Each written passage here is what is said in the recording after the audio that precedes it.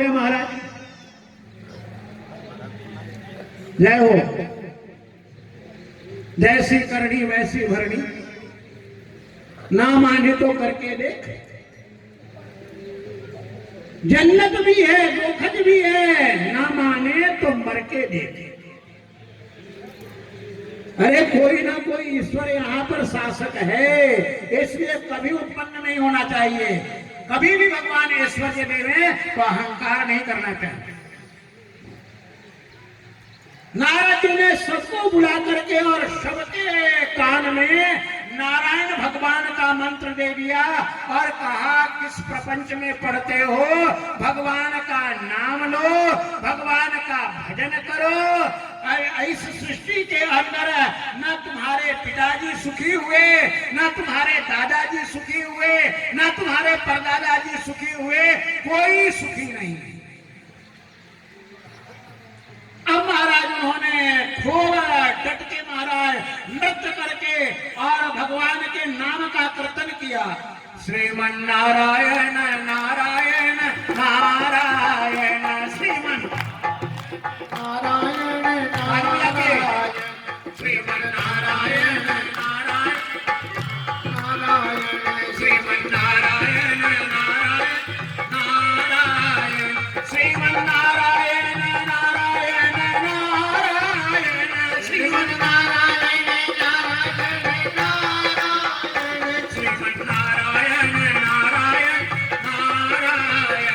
श्रीमन नारायण नारायण नारायण। नारायण नारायण जब करते करते सबका हृदय विमल हो गया, सबके हृदय में ज्ञान का प्रकाश हो गया और ज्ञान का प्रकाश होते ही सब मुक्त हो गए और वहीं से हिमालय के तरफ चले गए, पिताजी के पास गए ही। तब दक्ष प्रजापति को सूचना मिली, बोले क्या हुआ? बोले हमारे बेटे तपस्या कर रहे। बोले तपस्या नहीं कर रहे हैं, सबको नारद ने फक्कड़ बना दिया और 10,000 के 10,000 हिमालय में चल के भजन कर रहे हैं। बोले ऐसा हुआ? बड़ा गुस्सा आया दक्ष प्रजापति। बोले मैं सृष्टि का विस्तार करना चाह रहा हूं और ये सृष्टि का सत्यानाश करने में लगा है। दक्ष प्रजापति ने फिर महाराज 10,000 और बनाए और अब की बार उनका नाम रखा सबलाश, सबका इकट्ठे नाम। अब पता नहीं अलग अलग नंबर होगा, सबलाश 1, सबलाश 2, सबलाश 3, ऐसा नहीं समझना। सबके अलग अलग नाम थे लेकिन पूरे ग्रुप का एक नाम रख दिया और उनको कहा कि जाओ नारायण सरोवर पर और नारायण सरोवर पर जाकर के तपस्या करके और तप अर्जित करो, तेज अर्जित करो और हमारी सृष्टि का विस्तार करो। लेकिन बेटा जाते समय एक बात का ध्यान रखो। बोले किस बात का पिताजी? बोले एक बकुला मिलेगा। बोले बकुला मिलेगा क्या मतलब? अरे उसे बकुला ही समझो। बोले पिताजी हमें पूरी बात समझाओ। बोले वह साधु बनता है लेकिन है बक, बिल्कुल सफेद कपड़ा पहना रहता है, बिना लेकर के सारी दुनिया में घूमते रहता है और आज तक उसने किसी का घर बसने नहीं दिया। बोले बेटो सावधान रहना, उसके चक्कर में मत आना। बोले पिताजी पक्की बात, हम क्यों आएंगे, आपने बता दिया।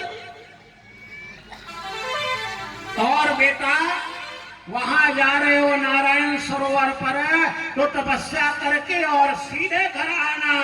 बोले ठीक है पिताजी सीधे घर आएंगे। अब वहां से जैसे ही निकले महाराज, नारायण सरोवर थोड़ा सा दूर रह गया तो एक बाबा को बीना बजाते हुए देखा और वही वह गा रहा था। क्या गा रहा था? श्रीमन नारायण नारायण नारायण, श्रीमन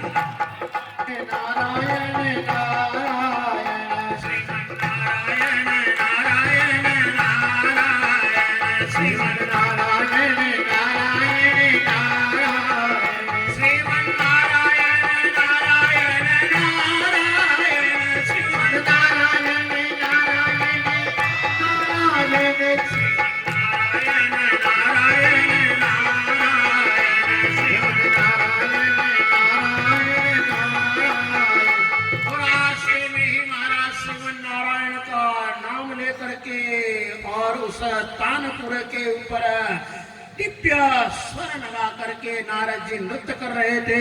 अरे बोले यही बाबा, यही बाबा। बोले लगता तो यही है, कपड़ा भी इसके सफेद है और वीणा भी इसके हाथ में है, ये नारायण का कीर्तन भी कर रहा है। तो बोले इससे बच के निकल जाना है, बच के चले जाना। नारद जी से कौन बच के निकला है? नारद जी ने जैसे उनको पास में देखा, कहा अरे बच्चों कहां जा रहे हो? बच्चों ने कहा आपसे बात नहीं करनी है। अरे बोले बात नहीं करना, लेकिन कुछ बताओ तो, किसके बेटे हो, कहां जा रहे हो, क्या करने जा रहे हो? बोले आपको क्या लेना देना? बोले हमको लेना देना तो सारी दुनिया से होता है, इतने नाराज क्यों हो बच्चे? ये तो बताओ किसके बच्चे हो? बोले हम दक्ष प्रजापति के बच्चे हैं। बोले दक्ष प्रजापति के मेरे भतीजे हो? अरे भतीजो कहां जा रहे हो बताओ तो कुछ। उन्होंने कहा आप हमारे चाचा लगते हैं। बोले हाँ हम तुम्हारे चाचा लगते हैं। अच्छा क्या करने जा रहे हो? बोले तपस्या करने जा रहे हैं। चाचा जी तपस्या करेंगे, फिर तपस्या के द्वारा तेज इकट्ठा करेंगे, फिर आकर के सारी सृष्टि का विस्तार करेंगे। बोले बेटा वो तो ठीक है, लेकिन कोई गुरु बनाया? बोले ये क्या गुरु हो गए महाराज? राजस्थान में क्या बोलते हैं, हरियाणा में, राजस्थान में मैं गांव में जाता हूं तो कहते महाराज हमारा गुरु है। गुरु को गुरु ही समझ लो। बोले महाराज हमने अभी गुरु नहीं किया है। कोई बात नहीं भाई, गुरु कर लो। बोले ये गुरु क्या होता है? बोले ज्ञान दाता होता है, तपस्या का रहस्य बताने वाला होता है। सारी चीजें गुरु के द्वारा देने पर ही सिद्ध होती है, मंत्र भी, तप भी, अनुष्ठान भी। बोले ऐसा है? बोले ऐसा ही है बेटा, लेकिन एक बात बताओ, सृष्टि का विस्तार करना चाहते हो, ये सृष्टि कितनी बड़ी है अभी पता है? बोले ना। अच्छा इस सृष्टि में एक नदी ऐसी है जो ऊपर भी बहती है और नीचे भी बहती है, उसके बारे में कुछ जानते हो? बोले ना। तो जानते क्या? अभी पैदा हुए हो, निगुरा हो, इसलिए कुछ नहीं जानते। आओ सब मेरे चेले बनो। नारद जी ने सबको बुलाया और सबके कान में भगवान नारायण का मंत्र दे दिया। और मंत्र देने के बाद नारद जी ने कहा जैसे मैं गाता हूं ऐसे ही तुम गाओ। बोले कैसे गाएं? बोले श्रीमन नारायण नारायण, श्रीमन नारायण नारायण नारायण, श्रीमन नारायण नारायण नारायण, श्रीमन नारायण नारायण नारायण, श्रीमन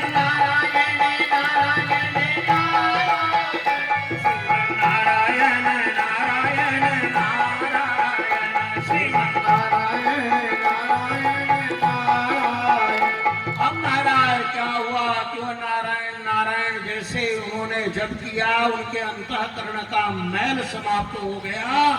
और अंतःकरण का मैल समाप्त होते ही अंतःकरण में ज्ञान का उदय हो गया। और ज्ञान का उदय होते ही नारायण सरोवर में नहा करके और वहीं से उत्तर दिशा के तरफ, हिमालय के तरफ सब चले गए। सूचना मिली दक्ष प्रजापति को, तो महाराज दक्ष प्रजापति तो गुस्से से लाल। साधूनाम साधुलिंगता, और नारद जी को कोई याद करे और नारद जी प्रकट न हो, ये कैसे होगा भाई? जैसे ही दक्ष प्रजापति ने नारद को याद किया, अरे नारद कहां है नारद? तो महाराज नारद जी बीना बजाते हुए आगे बोले, रख अपना तंबूरा। नालायक, बोले भाई साहब क्या हुआ क्या? आपने चाय नहीं पूछा, पानी नहीं पूछा, अरे रसगुल्ला पकोड़ा सब जाने दो, लेकिन कुछ ठंडा गर्म हुआ ही नहीं और आप गाली देने लगे। बोले ये तो हमें समझ में नहीं आ रहा है कि तेरे को किस प्रकार की गाली दूं, तू हमारा भाई है, लेकिन ऐसा भाई हमने दुनिया में नहीं देखा जो भाई के पीठ में छुरा घोंप देवे। बोले मेरे पास तो बीना है, छुरा कहां है? अरे तू बनता बड़ा सीधे है, लेकिन अंदर से बड़ा कुटिल है। बाहर से तू बड़ा सफेद है, सफेद कपड़ा पहनता है बिल्कुल, और अंदर से बिल्कुल काला है। बाहर से जितना सीधा उतना ही अंदर से टेढ़ा है। जा आज मैं तेरे को साफ देता हूं कि धरती में तेरा कहीं पैर टिकेगा नहीं, केवल कहीं पर तुझे रुकना होगा तो एक घड़ी से ज्यादा वहां तू वास नहीं कर पाएगा। बोले भाई साहब ये साप नहीं, हमारे लिए आशीर्वाद। बोले आशीर्वाद क्यों है? तो नारद जी ने कहा एक जगह आश्रम बनाता कम चेले बनते, लेकिन मैं सारी दुनिया में घूमता रहूंगा तो मुझे सारी दुनिया में घूम घूम करके और ढेर सारे चेले मिला करेंगे। बोले भाई साहब आपको बार बार प्रणाम। बोले नारद भाग गया। नारद जी ऐसे हैं महाराज जिनका दर्शन हो जाए तो देव दर्शन निश्चित है, नारायण का दर्शन निश्चित है। नारदात देव दर्शन, जिसको भी नारद जी मिले उसे भगवान की प्राप्ति हुई महाराज। चाहे वह प्रहलाद जी हुए, चाहे ध्रुव जी हुए, चाहे कोई भी दुनिया में हुआ, एक बार नारद जी जिसको टकरा गए उसे भगवान तक पहुंचा ही देते हैं। इसलिए ऐसे नारद को बार बार प्रणाम। लेकिन गली वाले नारद से बच के रहना। गली वाले नारद समझे हैं? हाँ, जैसे हर गली में एक मंथरा होती है ना, मंथरा समझ गए? मैं देखो बुराई नहीं कर रहा हूं, मैं वास्तविकता बता रहा हूं। हर गली में जैसे एक मंथरा होती है, ऐसे हर गली के अंदर एक नारद भी होता है। ये नारद महाराज बिल्कुल खाली नहीं बैठता है, बिल्कुल बिजी रहता है। उसका समाचार उसके पास, उसका समाचार उसके पास, उसका समाचार उसके पास, और बताएगा भी और कहेगा देखो भाई साहब ये मैंने पहले किसी को बताया नहीं है, आप ही को बता रहा हूं, आप इसको बिल्कुल अपने अंदर संभाल के रखना, बस आपको बता रहा हूं। इसलिए नारद जी की बदनामी हो गई। नारद का अर्थ संसार में हो गया कि जो दो को आपस में लड़ा दे। कुछ नारद जी को आधुनिक जो विचारक हैं वो पत्रकार कहते हैं, बोले नारद जी सारे ब्रह्मांड से समाचार इकट्ठा करते रहते हैं। जो जैसे विचार वाले हैं, भक्तों को गुरु दिखलाई पड़ते हैं, पत्रकारों को पत्रकार दिखलाई पड़ते हैं। अब यार दक्ष प्रजापति जी विचार करने लगे, हाय मैं क्या करूं, लड़के मैं बना रहा हूं और सारे लड़कों को सन्यासी बना करके और ये सत्यानाश कर रहा है। ब्रह्मा जी के पास गए, रोने लगे। ब्रह्मा जी ने कहा लड़के बनाएगा तो यही होगा, लड़कियां बना।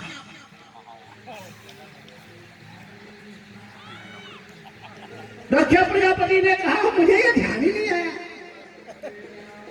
बोले देख तू बना लड़की, और ये है बाबा।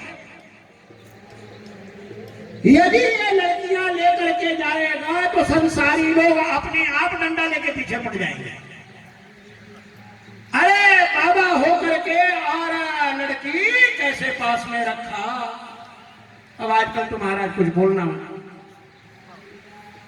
आजकल तो ऐसा कलयुग आ गया कि जिसके पास 20, 30, 100, 50, 2000 शिष्याएं ना हो वो बाबा ही नहीं होता। पहले हमारे यहाँ कन्याओं को संन्यास नहीं दिया जाता। बैरागी कभी भी जो है स्त्री जाति के साथ बैठता था नहीं, क्योंकि तपस्या में अलग रहने का विधान है। तब जाकर के और दक्ष प्रजापति ने जो प्रकृति की साक्षात कारिणी असिक्नी, उस असिक्नी के गर्भ से एक 60,000 लड़कियों को उत्पन्न किया। 60 लड़कियों को, 60,000 तो सगर 60 में 1000 जुड़ गया, क्योंकि वो सगर वाली कथा आती रहती है ना। कहीं पर 60 है किसी पुराण में, किसी पुराण में 62 भी है और किसी पुराण में 64 भी है।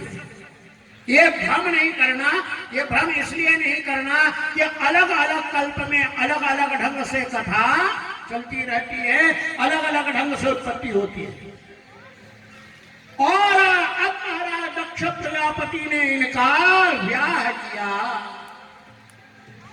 10 धर्म को दिए, 13 कश्यप को दिए, 2 ऋषियों के साथ दिए महाराज। और अंत में जो बची थी वह सती थी। उस सती का ब्याह भगवान शंकर के साथ कैसे होता है, यह प्रसंग आपको महादेव जी की कृपा से, महादेव जी अवसर प्रदान करेंगे तो कैसे कल सती का ब्याह संपन्न होता है और कैसे कल यज्ञ दक्ष प्रजापति करते हैं और कैसे कल दक्ष का यज्ञ का भगवान शंकर विनाश करते हैं और यज्ञ का क्या अर्थ होता है, ये कल विस्तार से आपको बतलाया जाएगा। बोलो शंकर भगवान। हमारे नवरत्न जी पधार गए हैं। इस गांव के आप रत्न हैं। अब इनकी वाणी का आप आनंद उठावें। भगवान शंकर का, भगवान नारायण का नाम लेवें और फिर भगवान कृपा करेंगे तो कल यहीं पर बैठ करके और दक्ष चरित्र का, सती चरित्र का व्याख्यान करेंगे। ओम नमः पार्वती पते हर हर हर हर हर। हाँ, जिनको हाथ दिया हो ऊपर उठाओ, नहीं दिया हो तो मत उठाना। हर हर हर हर महादेव शंभो। दुख हरो, कष्ट हरो, हर हर महादेव। ओम नमः शिवाय।